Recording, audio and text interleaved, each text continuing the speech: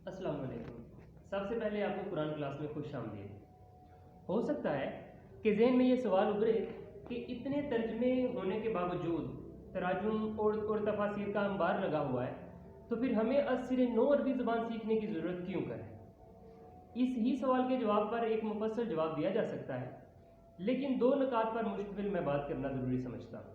ایک تو اس کی عمومی وجہ یہ ہے کہ روز روشن کی طرح یہ بات ہر ایک پر عیاں ہے، ہر کوئی جانتا ہے کہ کسی بھی زبان کا ترجمہ بعینی ہی کسی دوسری زبان میں نہیں ہو سکتا۔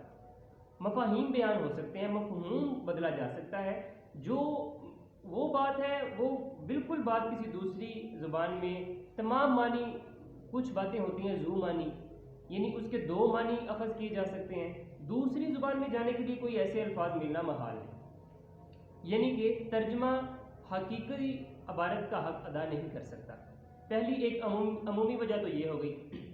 دوسری، قرآن پاک کی ضمن میں ایک خصوصی وجہ بھی ہے کہ قرآن پاک کا جو اسلوب ہے وہ تحریری نہیں ہے، وہ تقریری ہے، یوں کہ آقا بیان فرما رہے ہیں، یہ ایک چلتے پھرتے آقا جیسے آپ کو پتہ ہے کہ قرآن ہے۔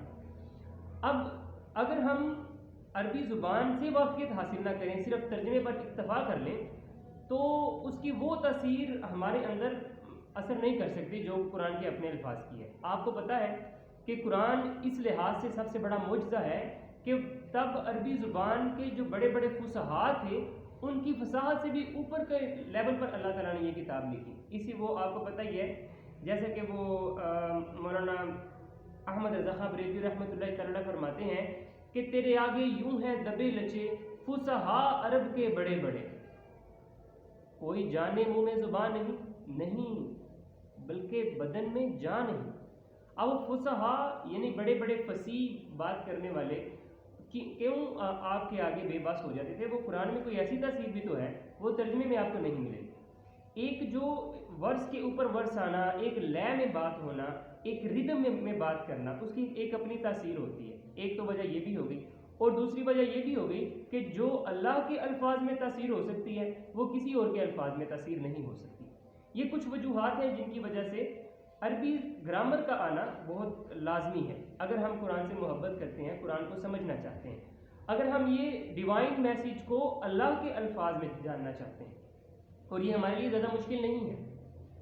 کسی بھی یوں سمجھیں کہ زبان کو سیکھنے کے لیے دو چیزوں کا ہونا ضروری ہوتا ہے۔ نمبر ایک، الفاظ کا مجموعہ جسے ہم ووکیبلری کہتے ہیں۔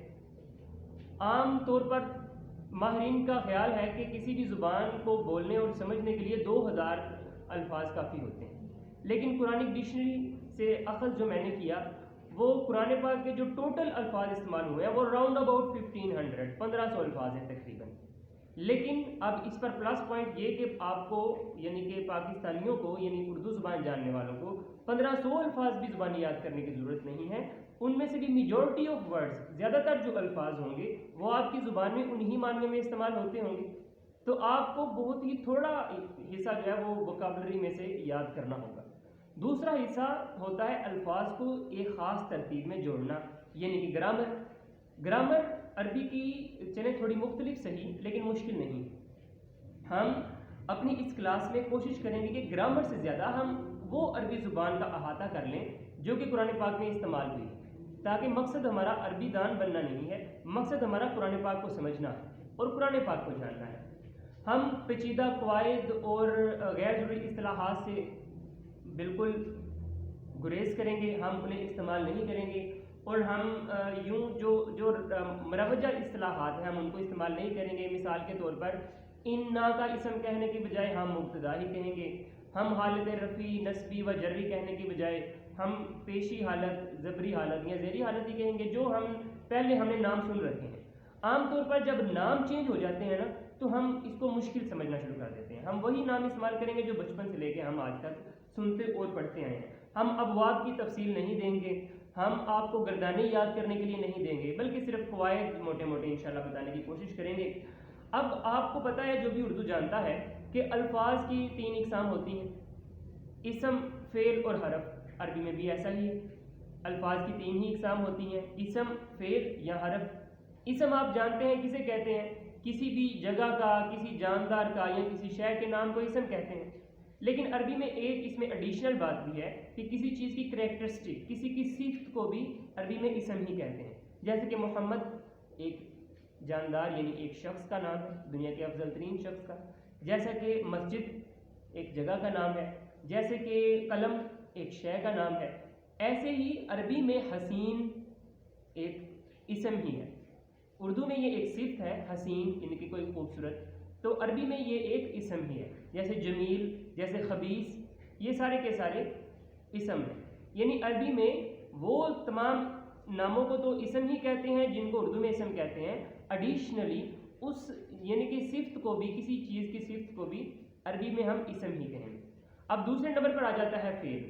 فعل ہم پہلے ہی جانتے ہیں کہ ہر وہ لفظ جو کسی کام کے کرنے یا کسی کام کے ہونے کو ظاہر کرے اسے فعل کہتے ہیں. عربی میں ہم ویسے انشاءاللہ تھرو آؤٹ پڑھیں گے، لیکن ابھی تمہیدی طور پر چونکہ یہ صرف ایک تمہیدی لیکچر ہے، تو جیسے فتح کھولا، جیسے یعنی کہ اس نے کھولا، ضربا مارا یا اس نے مارا، یہ جس میں پتہ چل رہا ہے کہ کوئی کام ہو رہا ہے وہ فعل ہو جاتا ہے. اور تیسری چیز بچی حرف یا مجموعہ اس کا حروف کہہ لیں. جو چیز اسم بھی نہیں اور فعل بھی نہیں وہ حرف ہے یا حروف ہے. حروف اصل میں امدادی حروف کہہ لیں آپ، وہ امدادی حروف ہوتے ہیں، اکیلے ان کا کوئی مطلب نہیں ہوتا. یہ صرف فعل اور اسم کی مدد کرنے کے لیے آتے ہیں، جملے کو مکمل کرنے کے لیے آتے ہیں. بے شمار عربی میں ہمیں مثالیں مل جائیں گی. جیسے عربی میں ایک حرف استعمال ہوتا ہے واو زبر وا، اس کے دو مطلب، اب دو معنیوں میں یہ استعمال ہوتا ہے. قرآن پاک میں دو معنیوں میں استعمال ہوا ہے عام طور پر.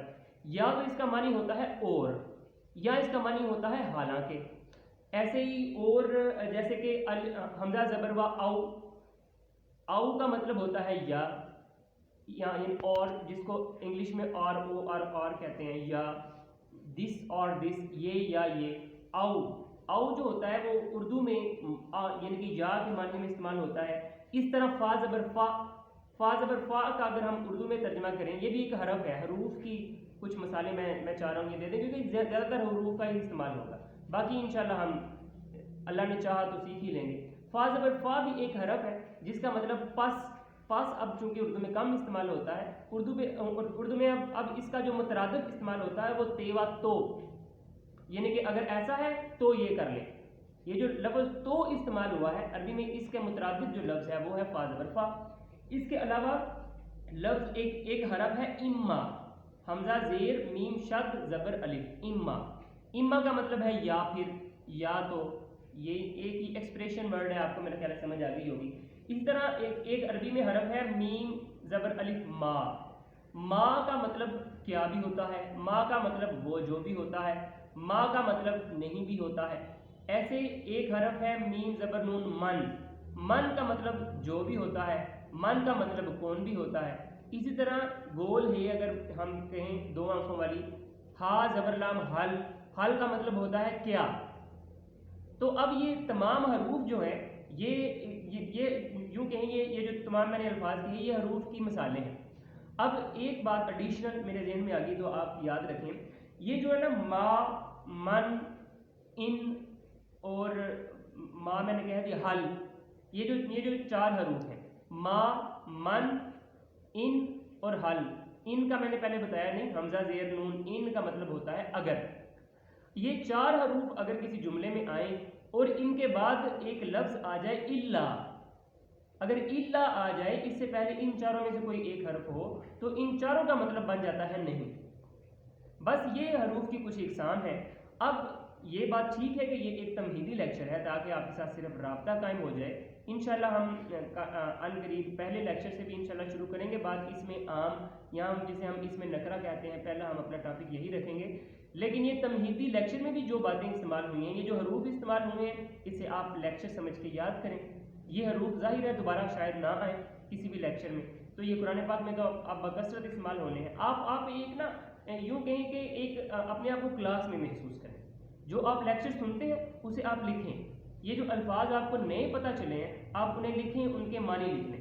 یہ کب کیسے استعمال ہوتا ہے، ساتھ ساتھ چلتے جائیں گے، انشاءاللہ سیکھتے جائیں گے. اللہ آپ کی اور میری کوشش کو قبول کرے. اگر کوئی ریاکاری کا عنصر ہے اللہ تعالیٰ اپنی رحمت کا صدقہ معاف کرے.